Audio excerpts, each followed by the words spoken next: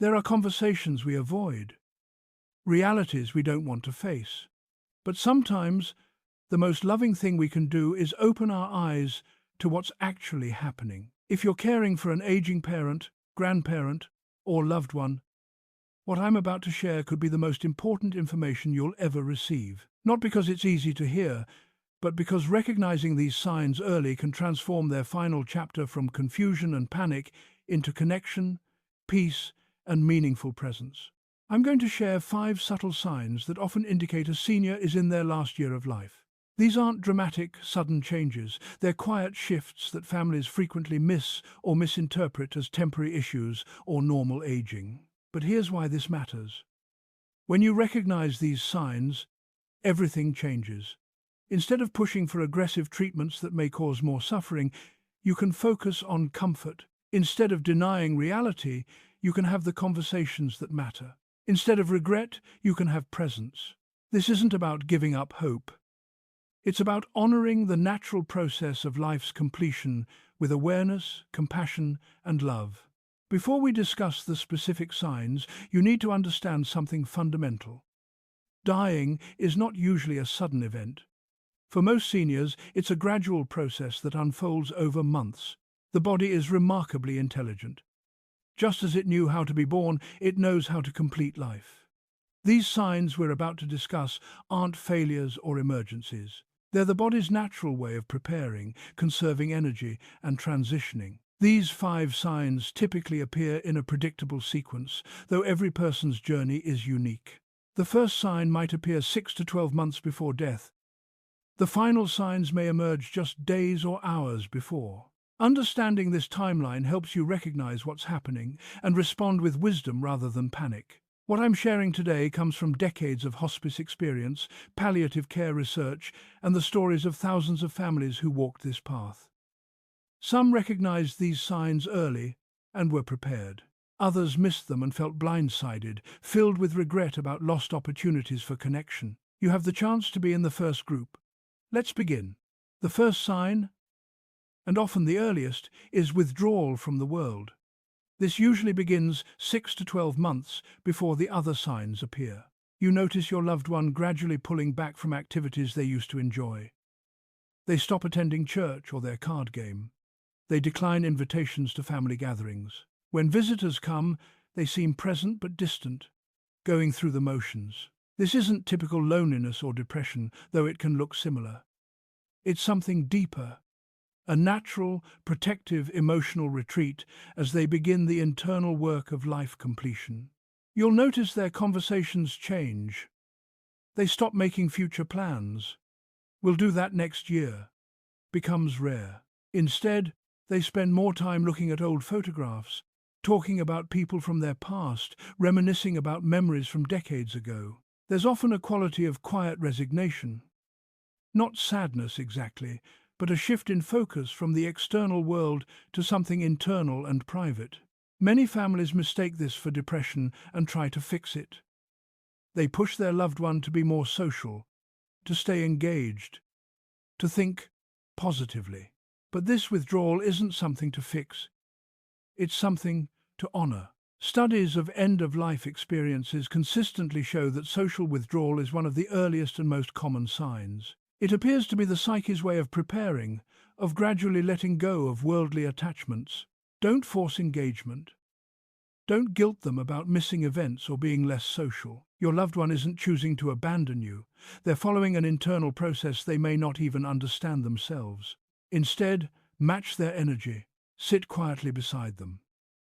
Listen without trying to redirect them to the present or future. If they're comfortable with silence, be comfortable with it too. This is the time to document their stories if they're willing to share. Record their voice talking about their life. Write down the stories they tell. These become precious gifts for future generations. But most importantly, just be present. Your quiet companionship, without demands or expectations, is the greatest gift you can offer during this phase. One daughter told me she initially felt hurt when her mother stopped wanting to attend family dinners. She thought her mother didn't care anymore. When she understood this as a natural sign, she shifted her approach. Instead of large gatherings, she started having quiet afternoon visits, just the two of them, looking at old photos. Those became her most treasured memories, intimate, peaceful, deeply connected. The second sign is dramatic changes in sleep patterns. Your loved one begins sleeping more, much more. What starts as an extra nap becomes sleeping 12, 14, sometimes 16 or more hours a day. This isn't the occasional tiredness we all experience. This is profound, overwhelming fatigue. When they're awake, they may seem less alert, less engaged, as though maintaining consciousness requires tremendous effort. Many families panic at this point. They worry something is medically wrong, a medication problem, an infection, depression. They try to keep their loved one awake, thinking too much sleep is harmful. They become frustrated when their loved one can't seem to stay alert for conversations or meals. But this increasing sleep serves a purpose. As the body prepares for the end of life, all systems begin to slow. Organs work less efficiently. The body needs less fuel and produces less energy. Sleep becomes a way of conserving what little energy remains. Think of it like a battery slowly depleting. As charge decreases, the device enters power-saving mode, limiting functions to preserve what remains. Your loved one's increasing sleep is their body's power-saving mode. You may also notice changes in the quality of their wakefulness. When they are awake, they might seem drowsy, confused about time, or have difficulty following conversations they would have managed easily before. Research on dying patients shows that increased sleep is nearly universal in the final months of life. It's not a complication to treat, it's a natural part of the process. Respect their need for rest. Don't force wakefulness. Don't feel guilty about letting them sleep so much. Their body is doing exactly what it needs to do. When they are awake, make those moments count. Keep conversations simple and meaningful.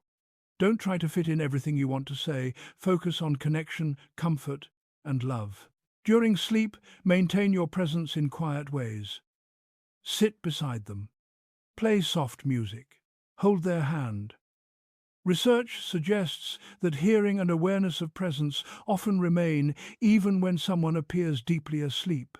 If sleep suddenly increases beyond 16 hours daily, or if confusion becomes pronounced, consult with their healthcare provider or hospice team. While increased sleep is expected, dramatic changes can sometimes indicate treatable issues like medication, side effects, infections, or electrolyte imbalances that could be causing unnecessary discomfort.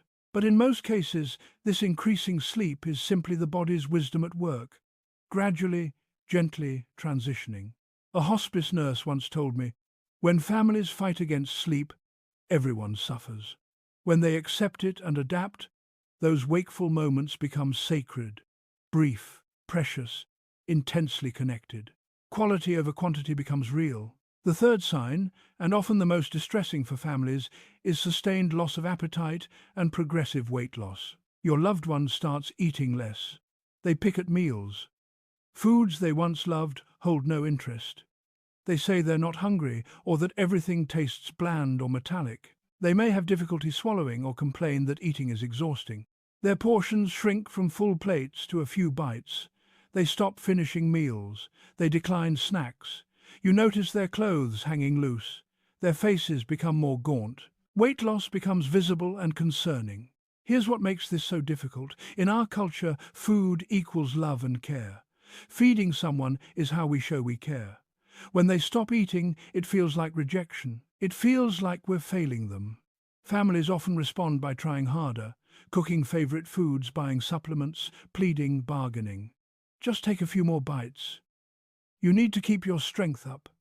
If you don't eat, you'll get weaker. The anxiety is understandable.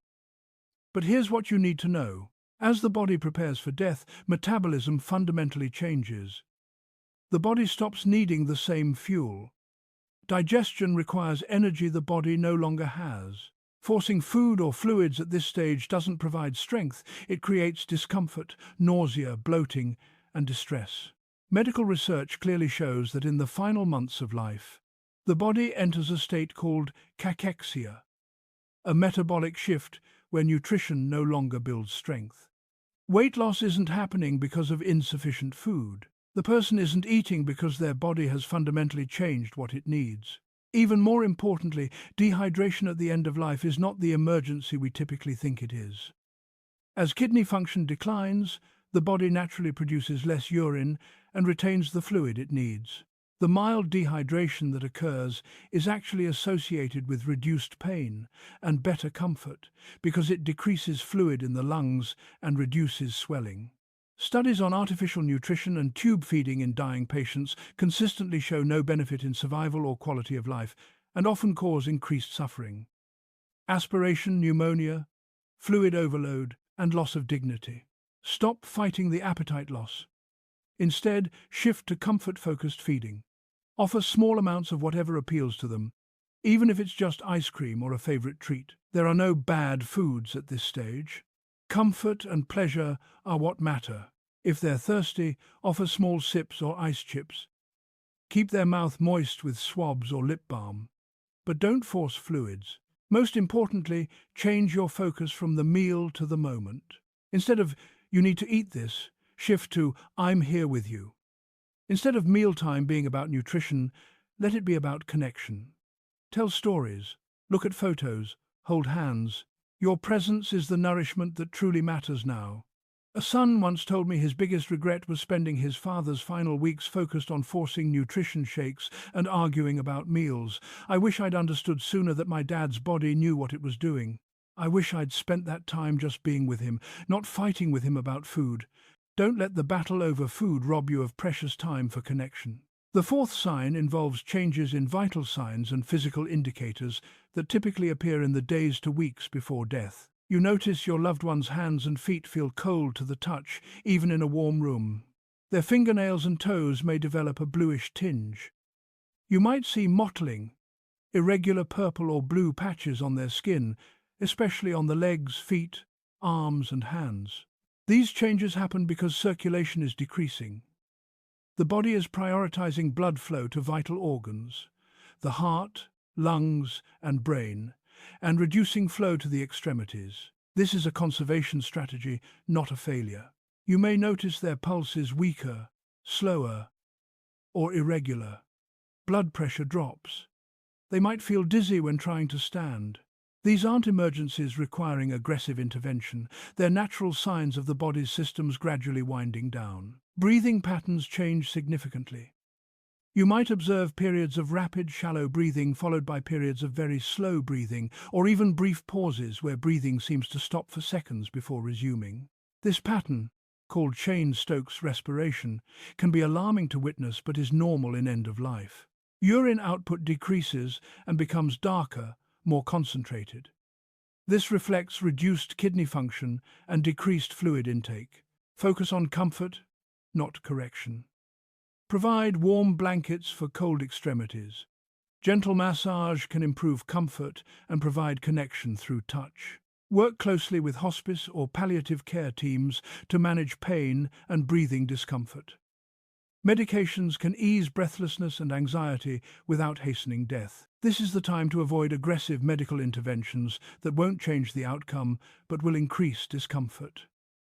IV fluids at this stage often cause swelling and lung congestion. Hospital transfers create confusion and distress. The goal is comfort and dignity, not extending vital signs.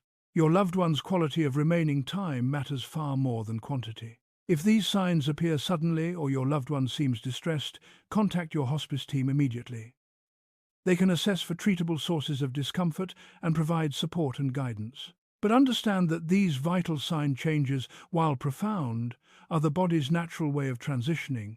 They don't necessarily indicate suffering. One hospice physician told me, "Families often want to fix the vital signs, warm the cold hands, force fluids to increase blood pressure. But the kindest thing we can do is accept what the body is doing and focus on keeping the person comfortable and surrounded by love." The fifth and final sign, often the most difficult for families to witness, is increasing confusion and altered consciousness. This typically appears in the final days to hours of life. Your loved one becomes disoriented. They don't know what day it is or what time of day it is. They may not recognize where they are, even in their own home. Sometimes they don't recognize family members or confuse people, calling their daughter by their sister's name or thinking their adult child is still a child.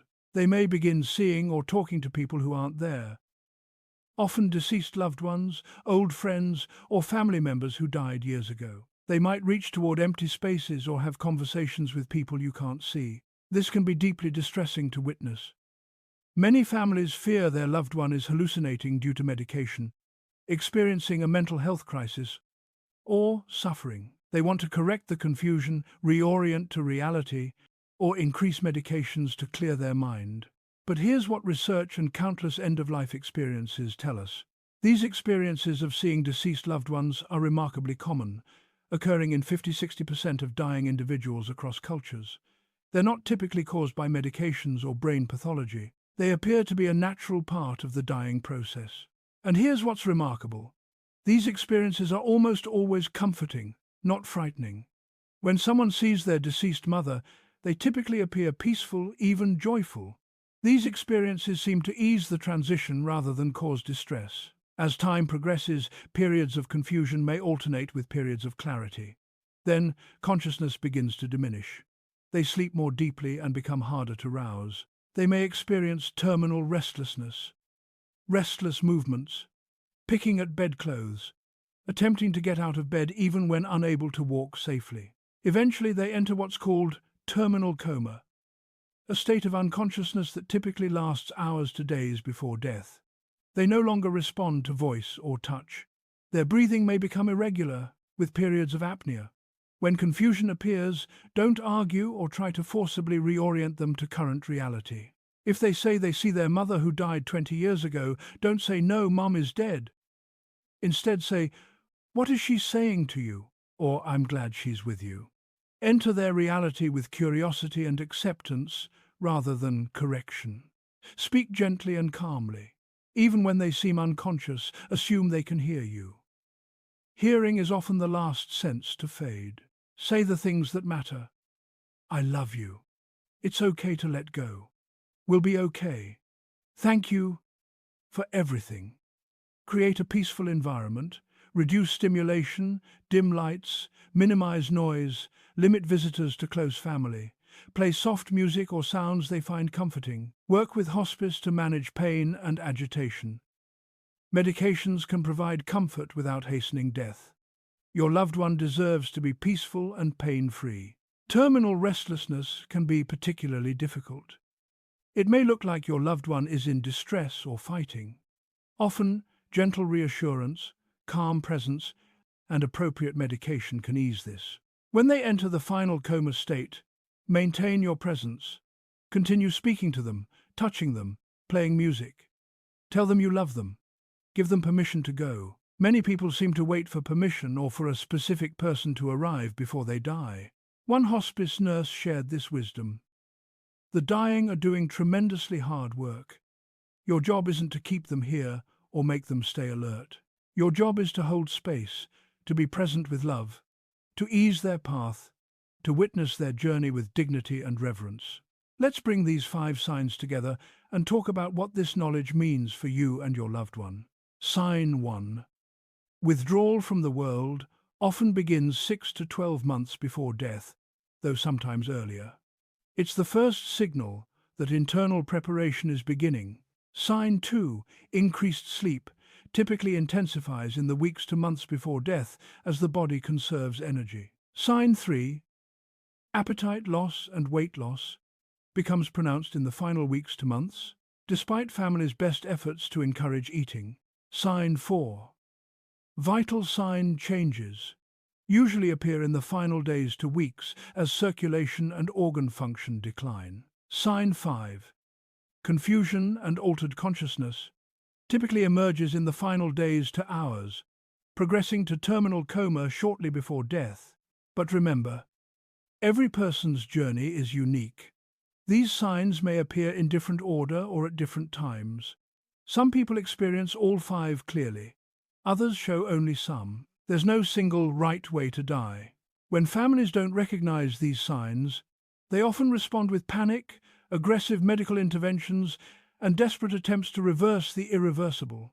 This creates suffering for everyone and can rob precious final time of peace and meaning. When families do recognize these signs, they can shift from fighting to honoring, from panic to presence, from denial to acceptance. This is where hospice care becomes invaluable.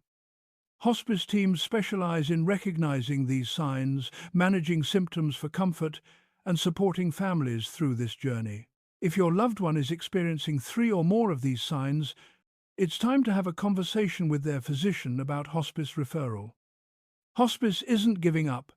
It's shifting focus to what matters most: comfort, dignity, and quality of remaining time. These signs are a gift of awareness. They give you time to have the conversations that matter, say what needs to be said, resolve old conflicts, express love and gratitude, share stories and memories, make practical arrangements, prepare emotionally and spiritually. They allow you to be present rather than blindsided, to create meaningful moments rather than regretful ones. One family member told me, "I'm grateful we recognized these signs early. It gave us 6 months to really be together, to say everything we needed to say, to make peace, to laugh and cry and remember. When Dad died, we had grief, but no regrets. We'd done everything we could to make his final time beautiful." If you're watching this video, you're likely walking this path with someone you love. Maybe you're seeing some of these signs and feeling scared. Maybe you're feeling guilty that you didn't recognize them sooner. Maybe you're overwhelmed and don't know what to do next. Let me offer you this. First, be gentle with yourself. This is one of life's hardest experiences. There's no perfect way to do it. Second, trust what you're seeing. If these signs resonate with what you're witnessing, trust your instincts. Talk to your loved one's physician. Ask about palliative care or hospice consultation. Third, get support. You don't have to do this alone. Hospice teams, palliative care specialists, grief counselors, and support groups exist to help you through this journey. Fourth, shift your focus from quantity to quality. It's not about adding days to life anymore. It's about adding life, love, and meaning to whatever days remain. And finally, give yourself permission to be present. Not perfect, just present. To sit quietly, to hold a hand, to say, "I love you," to listen, to witness, to honor. Your loved one is on a journey every human being ultimately takes. Your role isn't to prevent it or fix it. Your role is to walk beside them with love, to ease their path however you can, and to hold space for this sacred transition. These 5 signs: withdrawal, increased sleep, appetite loss, vital sign changes, and altered consciousness aren't failures. They're the body's wisdom. They're the natural completion of a life fully lived. When you recognize them, you receive the gift of awareness. Use that gift wisely. If this video helped you, please share it with others who may be on this journey.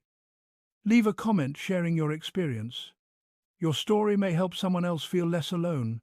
And remember, in the presence of death, love becomes most clear. Be that love for someone who needs it. Thank you for watching. May you and your loved one find peace.